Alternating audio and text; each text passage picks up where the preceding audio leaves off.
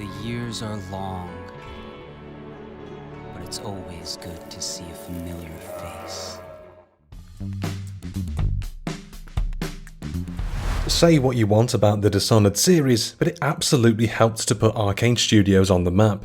Practically overnight, Arkane went from relative unknowns to becoming the developers of watch, with their first-person stealth action romp Dishonored capturing the hearts of gamers and press the world over. Teleporting in, stabbing your targets, and disappearing into the night will never get old. Unfortunately, the Dishonored series seems to have dropped off the face of the earth, with Arkane moving on to develop new games and IP. Meanwhile, Arkane's parent company Bethesda was purchased by Microsoft, leading to the developer's IP being placed in a sort of limbo. Would a traditionally multi-platform game be worth making if it was to instead be an exclusive? I'm Daryl for Cultured Vultures, and today we're asking the question, will we ever see a new Dishonored? Slap like unless you live in chaos, you chaos boy. I don't know, how many of these bad puns do I have to do before anyone pays attention to them? Why am I done such a Dishonored? Hello? Dishonored was the first game from Arkane after Bethesda acquired the developers in 2010. Before then, Arkane weren't known for a lot, with their most prominent games being Arx Fatalis and Dark Messiah of Might and Magic. In fairness, Dark Messiah's focus on powerful spells and physics shenanigans would go on to create the formula that Arkane games would be known for in the 2010s and beyond, but until the release of Dishonored, they were somewhat of an unknown commodity. Still, Bethesda saw something in them, tasking them with developing Dishonored. You play as Corvo Atano, a former bodyguard to the Empress of the city of Dunwall who has been framed for her murder. After being visited by the mysterious outsider, Corvo is given supernatural powers which he uses to enact vengeance on those who would both wrong him and the city, while also trying to rescue the Empress's daughter, Emily. In order to do so, you'll run around the city, using cool powers and just generally being a nuisance to the occupying forces. During development, Arkane wanted to accentuate the powers that the player would wield in-game, with the developers designing the game's levels around using various abilities in combination with each other. Using the double jump with the blink teleport meant players could access new areas with which to tackle the difficult levels, opening up a wealth of options for the more imaginative players. It's safe to say I wasn't among those players though. I'm the guy causing high chaos by stabbing everyone. When speaking to the Penny Arcade report, creative director Ralph Colantonio spoke about the decision to let players utilise the tools at their disposal in the way that they saw fit, allowing players to break the game a little bit, and I mean things like finding shortcuts and doing things that surprise us. As long as the area itself is protected, that's what matters. Inside the sandbox, the mission itself, it doesn't matter how you do it. Using a host of powerful abilities would probably come off a bit strong, however, and Arkane were keen to avoid the player finding Dishonored too easy. When speaking to Joystick, Colantonio said, "It was a hard paradox for us to get right in the game design because we wanted to give you very strong powers to make you really a badass, but at the same time we didn't want the game to be too easy. So it took a while to get right, and some of it is just obvious tuning. Every power has a duration, cost of mana, and some other tunable properties. So even if your power is incredibly strong, you can mitigate it by saying, well, it only lasts 3 seconds. Dishonored drew attention for its approach to how the world would react to playstyles. If players tried to complete the game mostly pacifist, killing only those required, or none at all if you were good enough, the world would remain in a state of low chaos. However, if you indiscriminately murdered everyone, the world would enter high chaos, which would leave plague rats overrunning the streets, while one character would even betray you at the end, hating the monster that you'd become. This decision came from both Colantonio and Harvey Smith, co-director and co-writer, who decided that massacring everyone only to be called a hero at the end didn't line up with their viewpoint, confirming in an interview with Kotaku, "Everybody just wants to be told in a video game that you're great, no matter what you do. If you slaughter everybody, you killed the maids, you killed the old people, you killed the beggars, you're great, here's a medal, you're a hero." He continues, "We decided that sounds psychotic. It doesn't match our values, it doesn't match the way the world works, it doesn't match the way any other fiction. Imagine a novel where a guy wakes up in the morning, kills everybody in the house, goes down the street, kills everybody on the way to work, kills everybody in the office, and then at the very end of the novel, there is a scene where he's given a medal and made some sort of hero and anointed in some way. It doesn't make any sense. What we wanted was to let you express yourself in the game, but to have the world react to that, at least in some way." Dishonored launched in October of 2012 on PC, PS3 and Xbox 360 and would prove to be a critical hit as reviewers loved the gameplay and stealth mechanics on offer. Being able to use all those abilities to effectively stealth your way through the game led to Dishonored scoring a 91 on Metacritic, though the story didn't quite live up to the same standards. As for sales, Dishonored would ultimately rank as the 9th best-selling new IP of the 2010s, which is certainly an impressive feat. Dishonored received multiple DLC, including Dunwall City Trials, a challenge mode that allowed players to test their skills, along with a 2-part campaign focused on primary antagonist Dord, the Knife of Dunwall and the Brigmore Witches, which introduced new gadgets and abilities. All of the above would form part of the definitive edition of the game, a PS4 and Xbox One re-release that launched before the release of the sequel.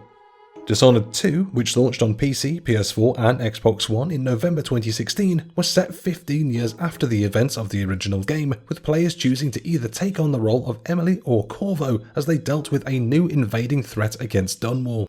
Much like the first game, your actions in this game have consequences, as murdering everyone leads to a high chaos state.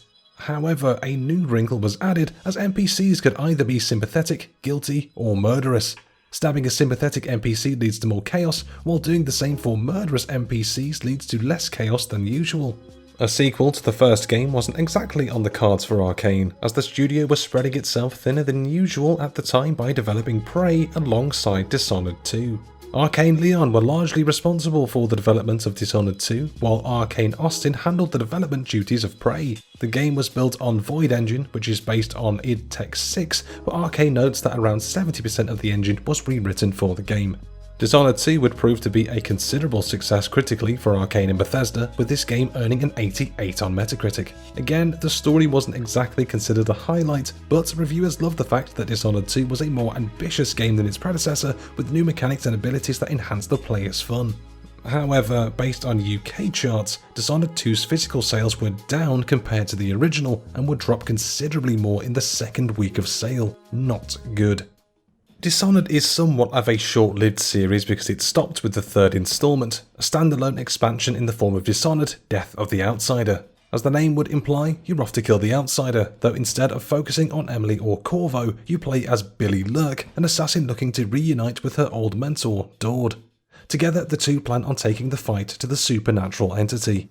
In a way, Death of the Outsider represents Arkane somewhat cutting loose and allowing the players to truly cause anarchy within the Dishonored world. The chaos system which governed the morality within the first 2 Dishonored games was completely absent, while players are given all of their supernatural powers from the get-go, allowing them to truly get stuck into the meat of the gameplay without having to wait for more upgrades. While Death of the Outsider might have seemed like a way to cash in on the Dishonored name to make some money, the outline of it was actually in consideration for a long time. Harvey Smith, in an interview with GameSpot, details how the main premise was considered during the early stages of Dishonored 2's development. We had a lot of discussions about this for the DLC, which is now a standalone expansion. It could be someone's first foray into Dishonored's story, but early on in Dishonored 2, like 5 years ago, I suggested for DLC that we should let players go into the void and let players decide if they want to kill the outsider or not. When we finished D2, we started thinking more about what we could do, and we always ended up going back to Billy Lurk. I just love Billy Lurk and I wanted to see what we could do with her. Even before the launch though, Death of the Outsider was marketed as the end of the current era of Dishonored, with any future games destined to focus on a new set of characters and abilities. This is a sentiment that was perhaps best described by the lead game designer in an interview with IGN, who described what Dishonored meant to the development team during the course of the series' lifecycle and what the future would hold for Arkane. Dishonored has been more than 8 years of our lives. It's been a huge chunk of one's life. Some of us got married since then, had kids. I think we wanted to experiment with some stuff while keeping our values, what's core, while building these complex, interesting multi-layered games that allow you to play the way you want. We might direct our exploration more on one side, more on the other side, move the sliders around. There are other areas I can think of in the game design, narrative design I'd like to explore, and it will be fun. We have a great team at Arkane. We don't want to be restrained and say this is the framework that we have to work within and have to do that for 10 more years. But we're Arkane, we'll stay Arkane. Dishonored Death of the Outsider earned great reviews, sitting on an 84 as its highest Metacritic score. Some felt it was a bit of a watered down Dishonored experience, citing the lack of chaos as an example, but many agreed that this was another fine example of Arkane proving their worth as an FPS developer unlike any other. Unfortunately, its sales where Dishonored Death of the Outsider appears to be somewhat of a letdown. Exact sales figures are hard to come by, though the general consensus is that Death of the Outsider bombed commercially. Given that Dishonored 2 was already a marked decrease of the original game's sales, it's not unreasonable to infer that a game which follows directly on from the events of that game might have been an even tougher sell.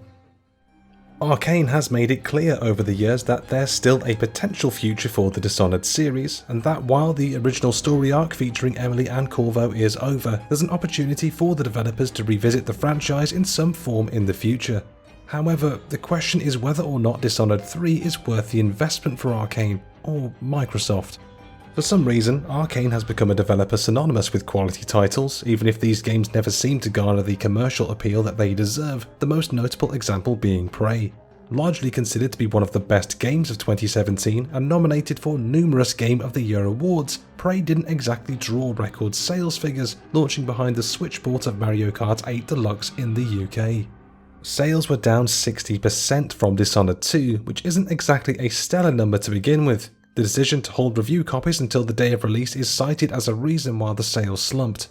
Prey would go on to achieve the top spot in the UK charts a week later, likely due to reviews and word of mouth about the game, and it's now considered a diamond in Arkane's portfolio, but the overall sales were not kind. In a recent no-clip documentary focused on Arkane and Prey, one of the key anecdotes is how it took one of the designers 6 months to effectively code an elevator to work for a 30-second ambush segment.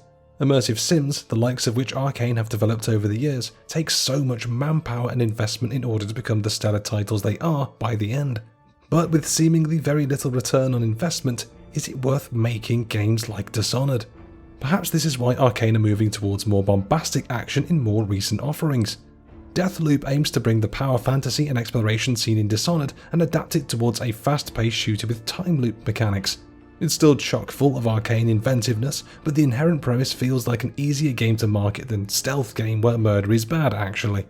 There's also the upcoming Redfall, Arkane's Xbox exclusive co-op vampire shooter that sees players using unique abilities as one of 4 characters in order to liberate a town from the clutches of the undead. The different abilities should give Redfall that distinct Arkane flavour, but a co-op game, which will likely be launching on the Game Pass no less, feels like something more inherently appealing to a wider market of players. They're not for everyone, but typically it's easier to convince someone to buy a game if you can play it together instead of a single player game. On the subject of Redfall, Xbox's acquisition of Bethesda and subsequently Arkane leaves the developer in somewhat of a state of limbo. If Arkane were to revisit Dishonored, we'd have to assume that the eventual game would be an Xbox exclusive, but with the original series having been multi-platform, a lot of fans would be left out in the cold. Then again, Bethesda doesn't seem too fussed about that when it comes to The Elder Scrolls 6, so who knows. On top of that, the lackluster sales for the Dishonored series as a whole might be enough to dissuade Microsoft from commissioning a full Dishonored 3 in the first place, or if they did go for it, it'd likely come with some kind of co-op or multiplayer element, something live servicey that can support players long after the campaign is finished. It's clear that Arkane has such incredible love for the Dishonored series, as you can see its influence today in Deathloop, and you'll likely see other elements of it in future games like Redfall. While Emily and Corvo appear to be done and dusted, there is a chance we'll be blink assassinating royalty again in the future. And there you have it, that is our video on the past and future of Dishonored. Did you play the Dishonored games back in the day? Would you be up for seeing the Dishonored series make a return in one form or the other? Let us know in the comments, we always love to hear from you. As ever, if you enjoyed the video, please do give it a like, subscribe to the Cultured Vultures YouTube channel and hit that notification bell. Please also check out the social medias on screen and the website culturedvultures.com for even more content. Between all of that, hopefully, we'll catch you in the next one, but until then, caw.